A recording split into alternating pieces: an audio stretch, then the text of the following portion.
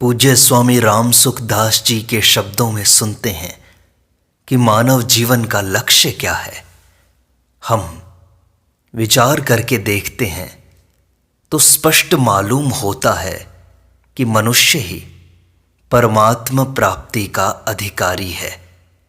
जैसे चारों आश्रमों में ब्रह्मचर्य आश्रम केवल पढ़ाई के लिए है, इसी तरह 84 लाख योनियों में मनुष्य शरीर ब्रह्म विद्या के लिए है। ब्रह्म विद्या की प्राप्ति के लिए ही मनुष्य शरीर है। और जगह ऐसा मौका नहीं है, ना ही योग्यता है, ना कोई अवसर है, क्योंकि अन्य योनियों में ऐसा विवेक नहीं होता। देवताओं में समझने की ताकत है, पर वहां भोग बहुत है। भोगी आदमी परमात्मा में नहीं लग सकता। यहां भी देखो, ज्यादा धनी आदमी सत्संग में नहीं लगते, और जो बहुत गरीब हैं, जिनके पास खाने पीने को नहीं है, वे भी सत्संग में नहीं लगते हैं। उन्हें रोटी कपड़े की चिंता रहती है। इसी तरह नरकों के जीव बहुत दुखी हैं। बेचारे, उनको तो अवसर ही नहीं मिलता है। देवता लोग भोगी हैं, उनके पास बहुत संपत्ति है, वैभव है, पर वे परमात्मा में नहीं लगते, क्योंकि सुख भोग में लगे हुए हैं, वही उलझे हुए हैं। अतः एक मनुष्य ही ऐसा है जो परमात्मा की प्राप्ति में लग सकता है। उसमें योग्यता है, भगवान ने अधिकार दिया है। इसलिए मनुष्य शरीर की महिमा बहुत ज्यादा है, देवताओं से भी अधिक है। शरीर तो देवताओं का हमारी अपेक्षा बहुत शुद्ध होता है। हम लोगों का शरीर बड़ा गंदा है। जैसे कोई सूअर मैल से भरा हो, यदि हमारे पास आ जाए तो उसको छूने का मन नहीं करता, दुर्गंध आती है। ऐसे ही हम लोगों के शरीर से देवताओं को दुर्गंध आती है। ऐसा दिव्य शरीर है उनका। हमारे शरीर में पृथ्वी तत्व की प्रधानता है। देवताओं के शरीर में तेजस तत्व की प्रधानता है। परंतु परमात्मा की प्राप्ति का अधिकार जितना मनुष्य शरीर वालों को मिलता है, इतना देवताओं को भी नहीं मिलता। इसलिए मनुष्य शरीर की बड़ी महिमा है। उत्तरकांड में श्री काकभुषुंडी जी से गरुड़ जी प्रश्न करते हैं कि सबसे उत्तम देह कौन सी है, तो कहते हैं मनुष्य शरीर सबसे उत्तम है, क्योंकि नर तन सम नहीं कवनीहू देही, जीव चराचर जाचत तेही। चर अचर सब जीव इस मनुष्य शरीर की याचना करते हैं, मांग रखते हैं। ऐसा कहकर आगे कहा, नरक स्वर्ग अपवर्ग निसैनी, ज्ञान विराग भक्ति शुभ देनी। मनुष्य देह नरक, स्वर्ग और अपवर्ग मोक्ष, ये 3 देने वाली है। इसके सिवाय परमात्मा का ज्ञान इस शरीर में हो सकता है, संसार से वैराग्य हो सकता है, और भगवान की श्रेष्ठ भक्ति इसमें हो सकती है। इस शरीर में ये 6 बातें बताई। मनुष्य शरीर का एक बड़ा जंक्शन है, जहां से चाहे जिस तरफ जा सकता है। ऐसी मनुष्य शरीर की महिमा है। इस महिमा को कहते हुए पहले ही नाम लिया, नरक स्वर्ग अपवर्ग निसेनी। नरकों में जा सकते हैं, यह महिमा है कि निंदा? मनुष्य शरीर ऐसा है जिसमें नरक मिल सकते हैं, तो यह निंदा हुई? इसमें तात्पर्य क्या निकला? ऊंची से ऊंची और नीची से नीची चीज मिल सकती है इस मानव शरीर से। यह इसकी महिमा है। वास्तव में महिमा है शरीर के सदुपयोग की। इसका उपयोग ठीक तरह से किया जाए तो भगवान की श्रेष्ठ भक्ति मिल जाए, मुक्ति मिल जाए, वैराग्य मिल जाए, सब कुछ मिल जाए। ऐसी कोई चीज़ नहीं जो मनुष्य शरीर से न मिल सके। गीता में आया है, यम लब्ध्वा चा परम लाभम मन्यते नाधिकम ततः। जिस लाभ की प्राप्ति होने के बाद कोई लाभ शेष न रहे, मानने में भी नहीं आ सकता कि इससे बढ़कर कोई लाभ होता है, और जिसमें स्थित होने पर वह बड़े भारी दुख से भी विचलित नहीं किया जा सकता। किसी कारण शरीर के टुकड़े टुकड़े किए जाएं तो टुकड़े करने पर भी आनंद रहे, शांति रहे, मस्ती रहे। दुख से वह विचलित नहीं हो सकता, उसके आनंद में कमी नहीं आ सकती। तम विद्यात दुख संयोग वियोगम योग संजितम। इतना आनंद होता है कि दुख वहां रहता ही नहीं। ऐसी चीज प्राप्त हो सकती है मानव शरीर से। मनुष्य शरीर की ऐसी महिमा तत्व प्राप्ति की योग्यता होने के कारण से है। मनुष्य शरीर को प्राप्त करके ऐसे ही तत्व की प्राप्ति करनी चाहिए। उसे प्राप्त न करके झूठ, कपट, बेईमानी, विश्वासघात, पाप करके नरकों की तैयारी कर लें तो कितना महान दुख है। यह ख्याल करने की बात है कि मनुष्य शरीर मिल गया, अब भाई अपने को नरकों में नहीं जाना है, 84 लाख योनियों में नहीं जीना है। नीची योनि में क्यों जाएं? चोरी करने से, हत्या करने से, व्यभिचार करने से, हिंसा करने से, अभक्ष्य भक्षण करने से, निषिद्ध कार्य करने से मनुष्य नरकों में जा सकता है। कितना सुंदर अवसर भगवान ने दिया है कि जिसे देवता भी प्राप्त नहीं कर सकते, ऐसा ऊंचा स्थान प्राप्त किया जा सकता है इस मानव देह के द्वारा। इन प्राणों के रहते रहते बड़ा भारी लाभ लिया जा सकता है। बहुत शांति, बड़ी प्रसन्नता, बहुत आनंद इसमें प्राप्त हो सकता है। ऐसी प्राप्ति का अवसर है मानव शरीर में, इसलिए इसकी महिमा है। इसको प्राप्त करके भी जो नीचा काम करते हैं वे बहुत बड़ी भूल करते हैं। कोई बढ़िया चीज मिल जाए तो उसका लाभ लेना चाहिए।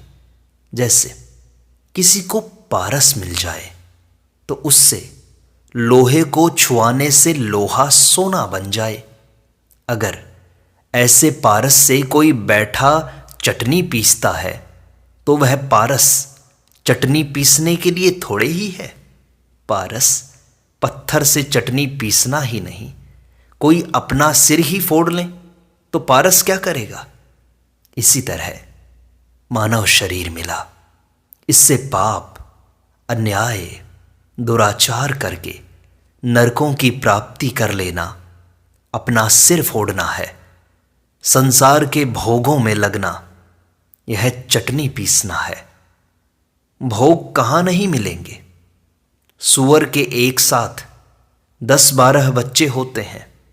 अब 1-2 बच्चे पैदा कर लिए तो क्या कर लिया? कौन सा बड़ा काम कर लिया? धन कमा लिया तो कौन सा बड़ा काम कर लिया? सांप के पास बहुत धन होता है, धन के ऊपर सांप रहते हैं। धन तो उसके पास भी है, धन कमाया तो कौन सी बड़ी बात हो गई? ऐश आराम में सुख देखते हैं और कहते हैं कि इसमें सुख भोग लें। बंबई में मैंने कुत्ते देखे हैं जिन्हें बड़े आराम से रखा जाता है। बाहर जाते हैं तो मोटर और हवाई जहाज में ले जाया जाता है। मनुष्यों में भी बहुत कम को ऐसा आराम मिलता है जो उन कुत्तों को मिलता है। भाग्य में है तो कुत्तों को भी मिल जाएगा। कौन सा काम बाकी रह जाएगा जिसके लिए मनुष्य शरीर नष्ट किया जाए? भोगों के भोगने में, संसार का सुख लेने में, धन कमाने में मनुष्य शरीर बर्बाद कर देना कितनी बड़ी भूल की बात है। झूठ, कपट, बेईमानी करके मनुष्य नरकों की तैयारी कर लेता है। यह महान पतन की बात है। कितना ऊंचा शरीर मिला है मनुष्य को, उस शरीर में आकर ऐसा काम कर ले। अतः सावधान रहना चाहिए कि बड़े से बड़ा काम हमें करना है, बढ़िया से बढ़िया काम हमें करना है। यह काम दूसरी योनि में नहीं हो सकता। एक मनुष्य शरीर में किए हुए पापों का 84 लाख योनियों में भोग होता है। सत्य, त्रेता, द्वापर, कली, ये चारों युग बीत जाते हैं। 84 लाख योनि और नरकों के कुंड भोगते भोगते फिर भी मनुष्य शरीर में किया हुआ पाप बाकी पड़ा रहता है। बीच में भगवान कृपा करके मनुष्य शरीर देते हैं। संचित पाप और पड़े हुए हैं। भोगने पर भी सारे पाप समाप्त नहीं होते। इतने महान पाप हैं जो इस मनुष्य शरीर में बनते हैं। यह मनुष्य शरीर है जिससे परमात्मा की प्राप्ति कर सकते हैं। अनंत ब्रह्मांड जिसके फुर्णा मात्र से रचित होते हैं, पंडित होते हैं, वे परमात्मा तुम्हारी आज्ञा मानने के लिए तैयार हो जाते हैं।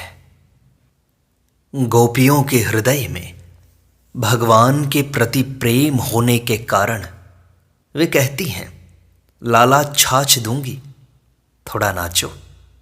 तो भगवान नाचने लग जाते हैं। लाला बंशी बजाओ, छाछ पिलाऊंगी। अब बोलो, छाछ के बदले वे परमात्मा नाचने और बंशी बजाने को तैयार। इतना ऊंचा पद इस मनुष्य शरीर से मिल सकता है। इस शरीर की प्राप्ति करके हम फिर कर लें नरकों की तैयारी, महान दुखों की तैयारी। कितनी बड़ी भारी गलती है। ऐसा मनुष्य शरीर मिल जाए तो बड़े से बड़ा लाभ लेना चाहिए ना।